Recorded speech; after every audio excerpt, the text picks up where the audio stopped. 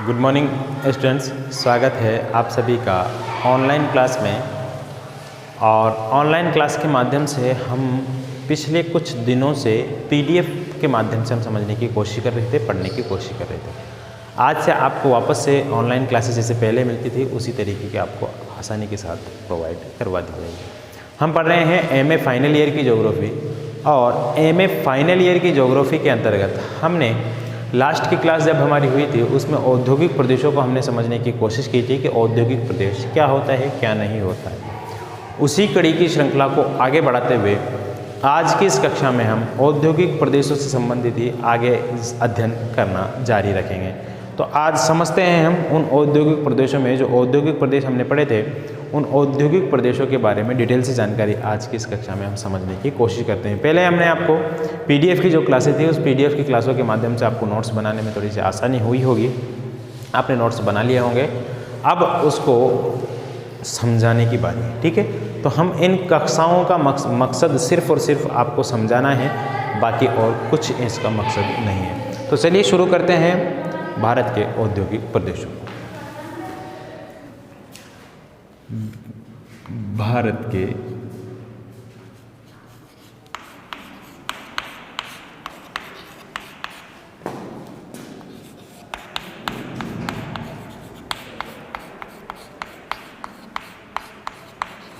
औद्योगिक प्रदेश क्या पढ़ेंगे हम? भारत के औद्योगिक प्रदेशों के बारे में अध्ययन करें, ठीक है। तो देखिए, मैंने आपको अच्छे से समझा दिया था कि औद्योगिक प्रदेशों में क्या होता है। क्या एक होता है औद्योगिक संकुल, के नाम से भी आपने सुना होगा। औद्योगिक प्रदेश और औद्योगिक संकुल में थोड़ा सा डिफरेंट होता है। औद्योगिक प्रदेश में तो बहुत सारे उद्योग होते हैं। जैसे मान लीजिए आप उदाहरण लेते हैं हम छोटा नागपुर के पठार के आसपास का, तो वहाँ पे जो औद्योगिक प्रदेश है उसमें आपको अधिकतर कारखाने लोहे इस्पात उद्योग के मिलेंगे, लेकिन उनके आसपास कुछ क्षेत्रों में जो जनजातीय क्षेत्र होते हैं उन जनजातीय क्षेत्रों में आपको बीड़ी के कारखाने भी मिलेंगे, दिया सलाई के कारखाने भी मिलेंगे और छुटपुट उद्योग बहुत सारे मिल जाएंगे। तो ऐसा प्रदेश औद्योगिक प्रदेश कहलाता है क्योंकि वहाँ उद्योगों की भरमार है। लेकिन कोई क्षेत्र ऐसा हो जहाँ पर एक मेजर उद्योग हो और उसी पर डिपेंड या उसके सहायक उद्योग बहुत सारे हो, वहीं पर दूसरे कोई उद्योग ना हो, तो ऐसे क्षेत्र को क्या बोलेंगे हम? ऐसे क्षेत्र को हम बोलेंगे औद्योगिक संकुल। वहाँ पे एक ही प्रकार के उद्योग पाए जा रहे हैं, या फिर एक उद्योग के ऊपर निर्भर उद्योग है, या फिर एक उद्योग के सहायक उद्योग वहाँ पर मौजूद हो, ठीक है। जैसे बॉक्साइट उद्योग, एल्यूमिनियम के बॉक्साइट खनन वाला जो मामला है, उसको गेलेना, उसको जो अयस्क बनाते हैं एल्यूमिना, उसको बनाने के उद्योग है। और एल्यूमिना से एल्यूमिनियम बनाने के उद्योग अलग है, फिर एल्यूमिनियम से सामान बनाने के उद्योग एक साथ अगर की पेटी में होंगे तो उसको औद्योगिक संकुल के नाम से जाना जाएगा, ठीक है। तो ये थोड़ा सा इनके अंतर था, ये भी आपने समझ लिया। अब औद्योगिक प्रदेशों को सबसे पहले अध्ययन किया किसने किया था? वो R.L. सिंह नाम के कुछ विद्वान थे। उन्होंने भारत के औद्योगिक प्रदेशों के बारे में भारत को आगाह किया था, बताया था, ठीक है। तो उन्हीं के औद्योगिक प्रदेशों को सब किताबों में दिया हुआ है और वही औद्योगिक प्रदेश अक्सर पूछे जाते हैं, ठीक है। अक्सर का मतलब होता है ज़्यादातर, ठीक है, हमेशा नहीं, ज़्यादातर, अक्सर वही पूछे जाते हैं। तो उन्हीं औद्योगिक प्रदेशों को हम पढ़ेंगे। उन्होंने 11 औद्योगिक प्रदेश बताए थे। कई सारी किताबों का मुताला करने के बाद 7 या 8 औद्योगिक प्रदेश उनमें मिलते हैं। कुछ गौण औद्योगिक प्रदेश भी उन्होंने माने हैं, उनको भी हम देख लेंगे, और कौन से मेजर उद्योग उन्होंने माने हैं उनको भी हम देख लेंगे। तो सबसे पहले जो उद्योग था वो था कोलकाता हुगली औद्योगिक प्रदेश। कोलकाता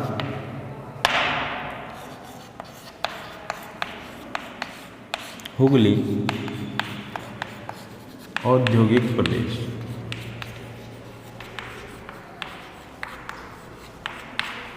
अब जैसा कि आपको मालूम चल रहा है नाम से ही, कोलकाता और हुगली ये कहाँ है भारत के नक्शे में, तो आप वहाँ पर जाइए, वहाँ पर देखिए। मैंने आपको संसाधन पर बताया था, मैंने आपको कृषि जलवायु प्रदेश बताया था। उस कृषि जलवायु प्रदेश को मैंने कई बार आपको बताया था तो उम्मीद है आपको सारी चीज़ें उसमें से समझ में आ गई होगी, कौन सा प्रदेश कहाँ पर स्थित है, कौन से प्रदेश में क्या है, कौन से प्रदेश में क्या पाया जाता है, वो सारी चीज़ों को आपने समझ लिया होगा।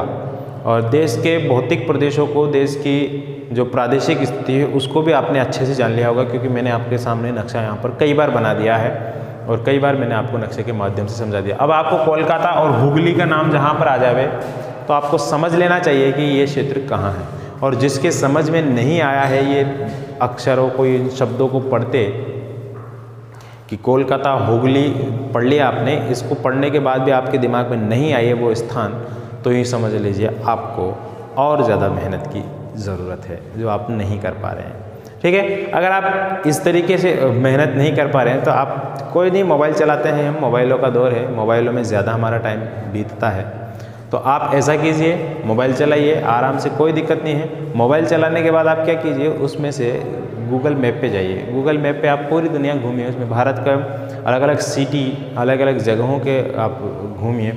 सैटेलाइट के माध्यम से देखिए, सैटेलाइट भी आता है, सैटेलाइट के माध्यम से देखिए कि वहाँ पर वास्तव में कोई उद्योग है या नहीं है, या फिर मानव की बस्तियाँ ही हैं। आप देख सकते हैं सारी चीज़ें कि मोबाइल हमसे नहीं छूटता, कोई दिक्कत नहीं है, मोबाइल नहीं छूटता, तो इस तरीके से देखने की कोशिश कीजिए तो आपकी ज्ञान में वृद्धि होगी। फालतू कैंडी क्रश, पबजी वगैरह ये बेतुके जो गेम हैं, इन गेमों को खेलने से बेहतर तो ये है कि अपने ज्ञान में वृद्धि करें। और वर्तमान में वही कौम सक्सेस है जिसने इन फालतू चीज़ों से, वाहियात चीज़ों से अपने आप को छुटकारा दिला करके और इल्म की तरफ गए हैं। इल्म सीखना हर किसी पर फ़र्ज़ है, ठीक है, और इतना तो फ़र्ज़ है कि हमको हलाल और हराम यानी कि सही और गलत की पहचान हो जाए, ठीक है। और किताबों में तो ऐसा भी लिखा हुआ है कि अगर इल्म सीखने के लिए आपको चीन तक का भी सफ़र करना पड़े तो वो भी कम है, ठीक है। तो ये सारी बातें हैं, मैं कहीं दूसरी जगह चला गया। कोलकाता हुगली औद्योगिक प्रदेश मैंने आपको बताने की ये कोशिश की है कि जैसे ही ये नाम आपको आए तो आपके दिमाग में मैप ज़रूर आ जाना चाहिए भारत का। तो ये देखिए, ये हमने बना दिया है भारत का दक्षिणी हिस्सा, और यहाँ से आपने देखा होगा यहाँ ये वाला जो क्षेत्र है इसको कहते हैं कोलकाता हुगली औद्योगिक प्रदेश, ठीक है। यहाँ पर फिर इधर ये बांग्लादेश आ जाता है, यहाँ पर बांग्लादेश आ जाता है, और यहाँ पर आपका ओडिशा है, यहाँ पर आपका बिहार है, ये ऊपर आपका पश्चिम बंगाल है। इस तरीके से देखा है ना आपने पश्चिम बंगाल का नक्शा, ऐसा कुछ पश्चिम बंगाल है। तो ये पश्चिम बंगाल का कोलकाता हुगली औद्योगिक प्रदेश है। अब कोलकाता हुगली औद्योगिक प्रदेश फेमस क्यों है? क्योंकि यहाँ पर लोह के, इस्पात के उद्योग है, जूट उद्योग है। सबसे इम्पोर्टेंट तो क्या है, जूट उद्योग। देश का लगभग 80% जूट का उत्पादन यहीं पर किया जाता है, ठीक है। देश का कितना, 80% से ज़्यादा जूट का उत्पादन यहाँ किया जाता है। यहाँ पर लोह इस्पात उद्योग है। कौन कौन से हैं गुरुजी?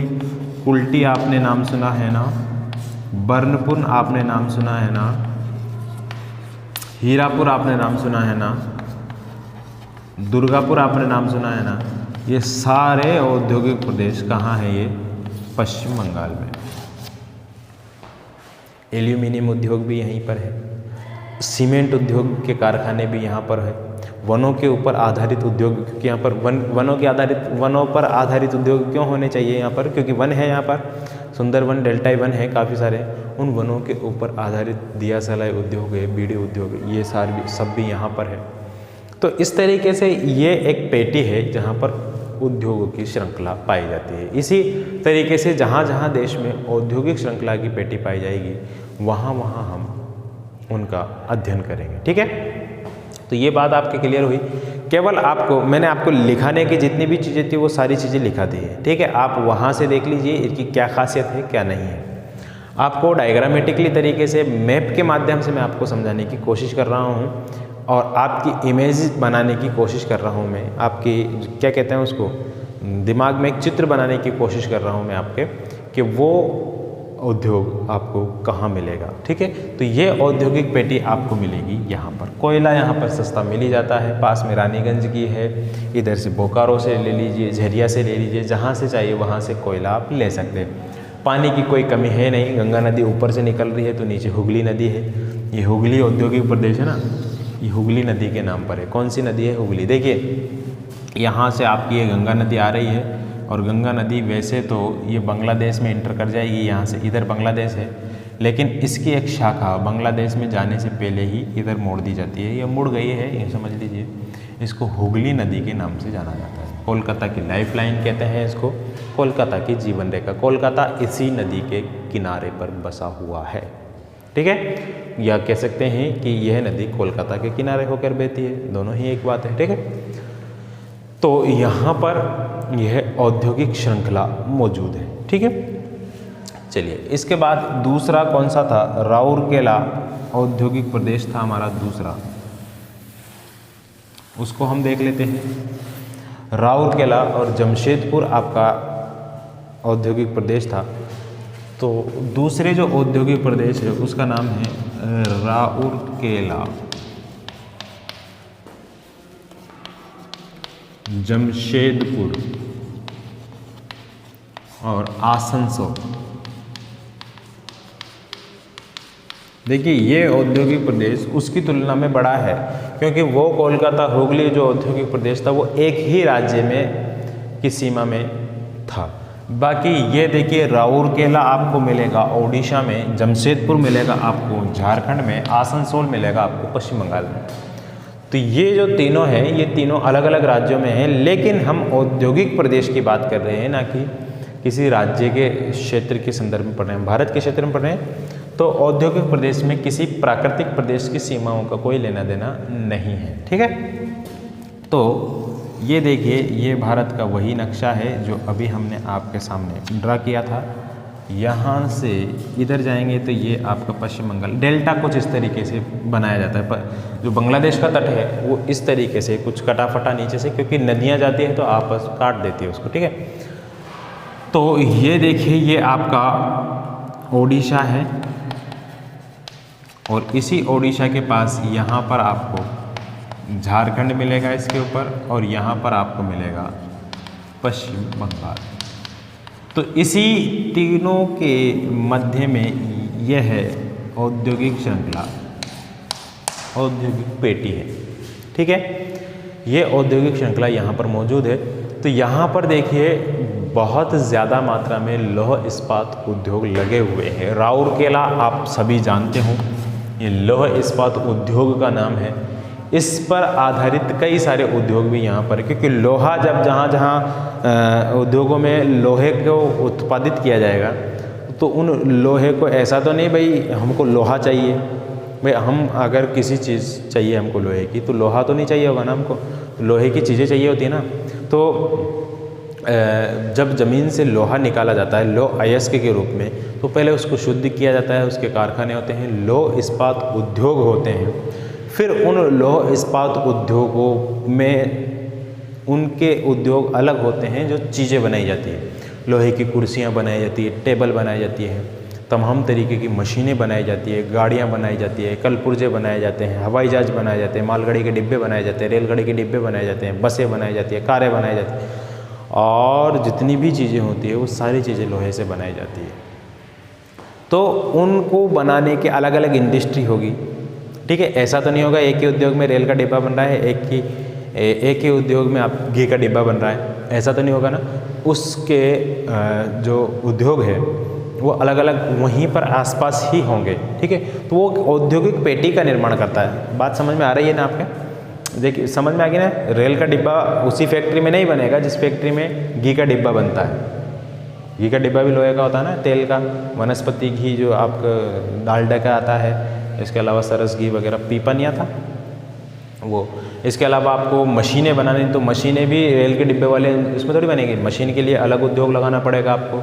कलपुर्जे कहते हैं जो छोटे छोटे पुर्जे होते हैं नहीं, हमारे घड़ियों में लगते हैं, पंखों में लगते हैं, और नट बोल्ट वगैरह जो चीज़ें होती है वो सारी चीज़ें उनके उद्योग अलग होते हैं। तो ये एक औद्योगिक पेटी का निर्माण करता है। तो राउरकेला है, और झारखंड में आपको मालूम है भिलाई है, सॉरी बोकारो है, और पश्चिम बंगाल में तो हमने देख ही लिया अभी दुर्गापुर, आसनसोल, ये सारे एक औद्योगिक पेटी का निर्माण करते हैं, ठीक है। यहाँ पर लोह इस्पात उद्योग है, एल्यूमिनियम उद्योग भी है, राल्को बाल्को नाल्को मैंने आपको बताया था, उनमें से भी कुछ कारखाने यहाँ पर मौजूद है।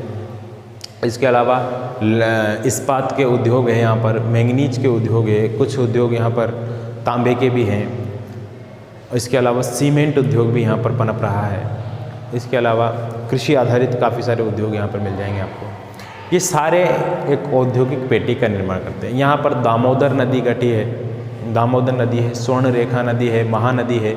इन नदियों से इनको क्या मिल जाता है, जल विद्युत भी मिल जाता है और पानी भी मिल जाता है। झरिया है, बोकारो है, यहाँ से इनको क्या मिल जाता है, कोयला मिल जाता है। उत्तम क्वालिटी का बेहतरीन किस्म का कोयला झारखंड के झरिया नामक स्थान पर मिल जाता है। टिस्को, इसको, पिस्को, ये सारी चीज़ें, टिस्को का जो कारखाना है वो यहीं पर है, और इसको का जो कारखाना है, जो Indian iron and steel company है, वो इन तीनों में है। जो अभी मैंने आपको बताया था, हीरापुर, कुल्टी, बनपुर, इन तीनों को मिला करके इसको बनाया गया था।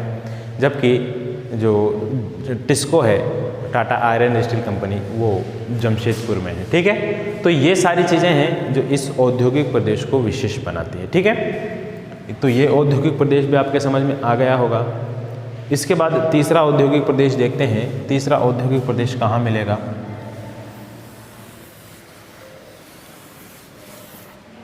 तीसरा जो औद्योगिक प्रदेश है वो है भिलाई।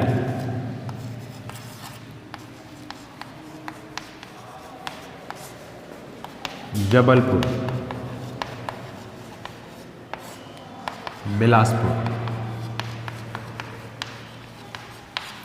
ये एक औद्योगिक प्रदेश है, ये भी इन्हीं के नज़दीक है, और ये औद्योगिक प्रदेश बनता है आपका यहाँ पर।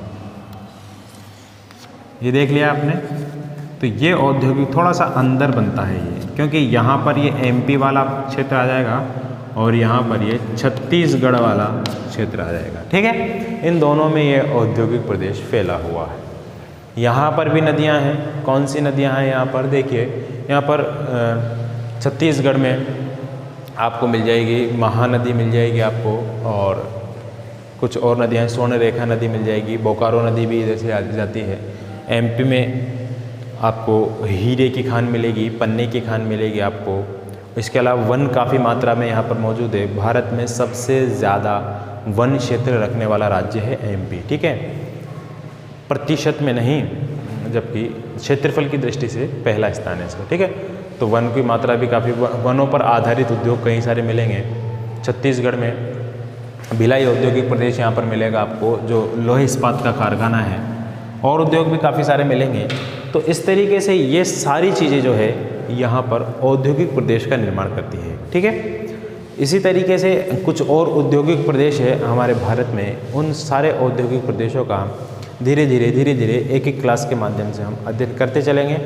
आपको अगर इनसे संबंधित कुछ भी जानकारी समझ में नहीं आई होगी तो आप मुझे बता सकते हैं कि सर इस टॉपिक के बारे में अच्छी तरीके से आप समझाइए, क्योंकि मैं आपको फौरी तौर पर ये समझा रहा हूँ। मैंने आपको अधिकतर चीज़ें पीडीएफ नोट्स के माध्यम से मैंने आपको लिखवा दी है, और मैंने आपको वहाँ भी बहुत सारी चीज़ें समझाई थी। तो उम्मीद है आपको जितना समझाया गया है उतनी चीज़ें आपको समझ में आ रही होगी। अगर एक्स्ट्रा जानकारी चाहिए तो आप मुझे बता सकते हैं कि मैं आपको एक्स्ट्रा चीज़ें भी इनके साथ साथ प्रोवाइड करवा दूँ। ठीक है, तो आज की क्लास में सिर्फ इतना ही। मिलते हैं आपसे फिर से कल से। तब तक के लिए मुझे दीजिए इजाज़त। नमस्कार।